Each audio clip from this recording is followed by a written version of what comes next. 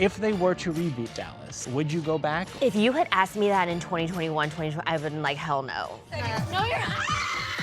I guess I'll drop the tea here first that I am doing a podcast. I want to find connection and gratitude and laughter. Did you turn every follower into a close friend? Yeah, that was an accident. Joy Prescriptions is here. Why write a book and why through this lens of joy prescriptions? People would ask me for life advice, and it's very hard to do that on social media. And I was like, I need more time.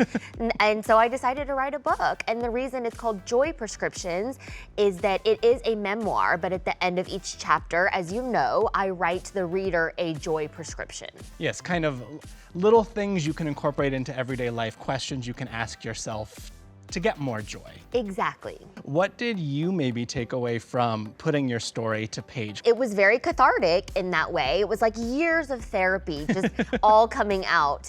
It allowed me to process some of the complicated feelings I've had regarding my childhood and like make peace with it. There are a bunch of little nuggets beyond just the joy prescriptions, things you can take away from reading the stories. Self-care is a daily practice, not an emergency procedure. Saying yes is a finite resource. If you wouldn't let someone in your house, don't let them in your head. Do you have a favorite Tiffany-ism that came out of this book? Oh my gosh, I love the comparison is the thief of joy, because we tend to do that so much. And I'm like, stop comparing yourself. Only compare yourself to yourself. And you cannot pour from an empty cup. And so I say, if you need to block out some space to protect your peace and take care of yourself, please do that. Has your mom, your husband, your daughters read the book yet? Okay, my mom has not. Okay. My husband has. He gave me some feedback.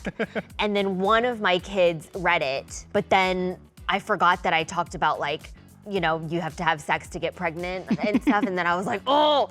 And she asked him, she was like, Mommy, what's infertility? And I was like, oh. Some conversations you weren't quite ready for. Yeah, I was like, oh, you're not ready for that. You call yourself a hopeful pessimist in this.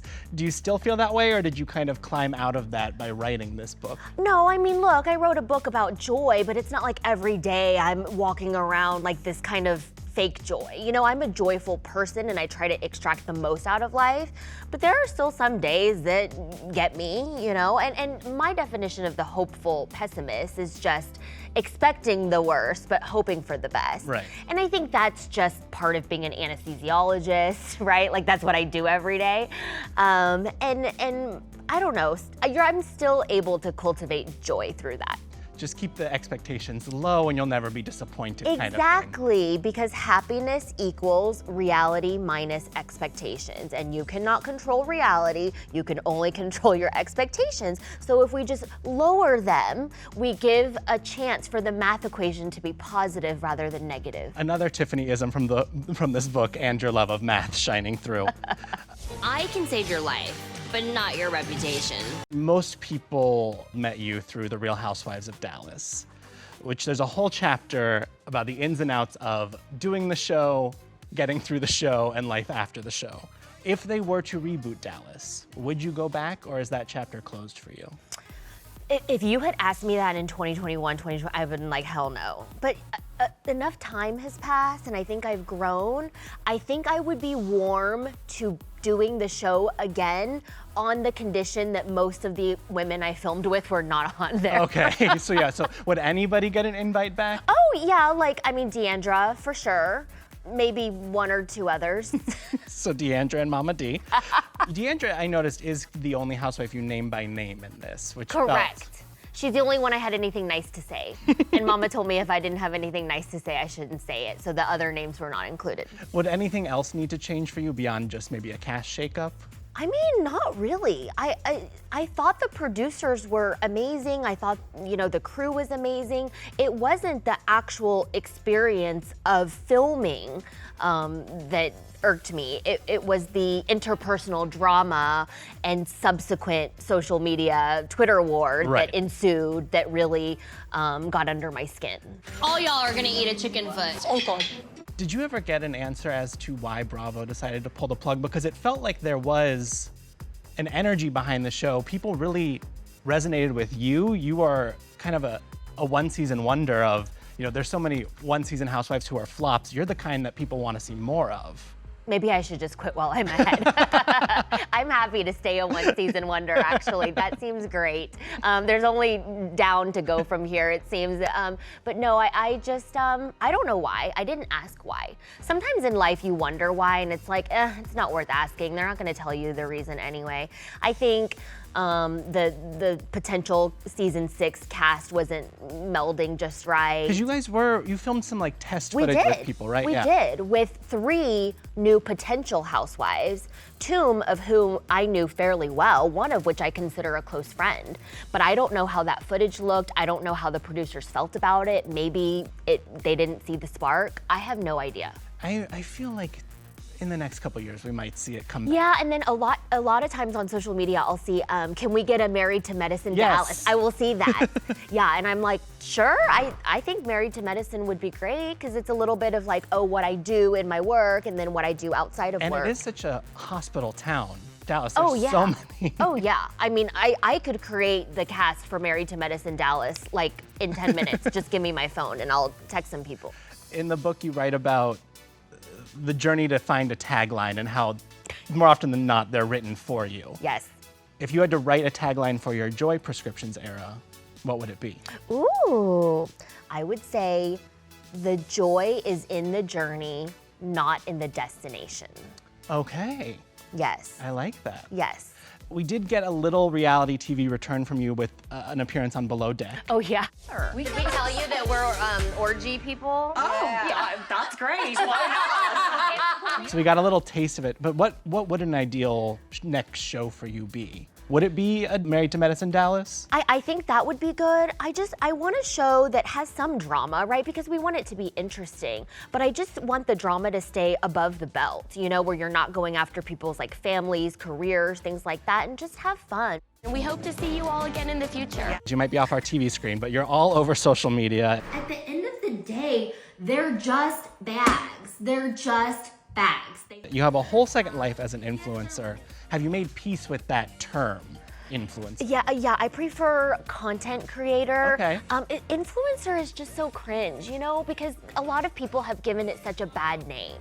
You know, they act poorly, they're entitled, that sort of thing.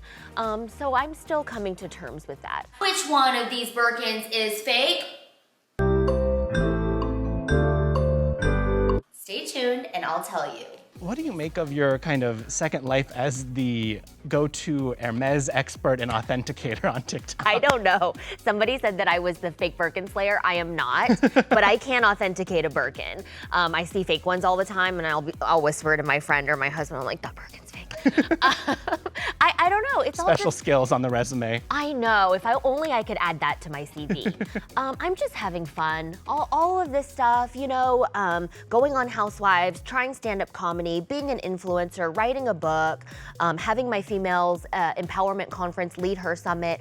Like all of this is just stuff that I'm trying out because I think when I decided to stop living for achievement and accolades and competition and comparison, it opened up my life to so many experiences that I wouldn't have had if I didn't shift my mindset. You're also very big, in addition to TikTok, on Instagram, but did you turn every follower into a close friend on there? Yeah, that was an accident. I don't know how I did that, and I don't know how to undo it. Okay, so we all just get an extra window into your... Yeah, I didn't know that I did that until somebody told me. And then, yeah, we need to have a conversation with my social media team. There's been some personnel turnover. Oh, okay. Let's just say, and they had a few strategies that, let's just say, I didn't agree with. Okay. Yeah, this is what happens learning when you lessons. hire someone to manage your social media and give them your Instagram password, and then you look one day and you're like, what is going on? Hundreds of people Yes. responding to something you thought only tens had access to. You are someone who keeps your plate full and spinning at all times. We just listed all of those things. What's next? What's the next mountain to climb? Oh, well, I guess I'll drop the tea here first that I am doing a podcast with Dr. Nicole Martin from Real Housewives of Miami, although she's no longer. We are both no longer. It's called Scrubs to Stilettos. Very fitting. Because we're anesthesiologists, we're in the OR, we're taking care of patients, but we will presto changeo and get into a nice outfit with some stilettos and do all the things. So it's lifestyle, fashion, medicine, motherhood, a little bit of Housewives tea. It's sort of our lives, and it's coming out later this month. 2 fan favorites linking up. People are gonna be obsessed with that. They're gonna love that. You also are still working as an anesthesiologist. Correct. I know you're having to put up a little bit of a fight right now. Can you explain that? Yes, so I'm still 3 days a week in the operating room, which is 60%. I'm having some, I had some issues with my employer where I felt that I was being treated unfairly. I have brought in almost $1 million worth of research grants to the hospital, yet I don't actually have an office space to have meetings, conduct research things, store my consents, store my equipment. I used to have a research office, and then I was unceremoniously kicked out one day for no apparent reason. There's been a few things like that I won't go into too much detail about, but it's just finally putting my foot down because I'm tired of being treated unfairly. Sounds like the kind of lessons that are in this book for people to take away with. Exactly.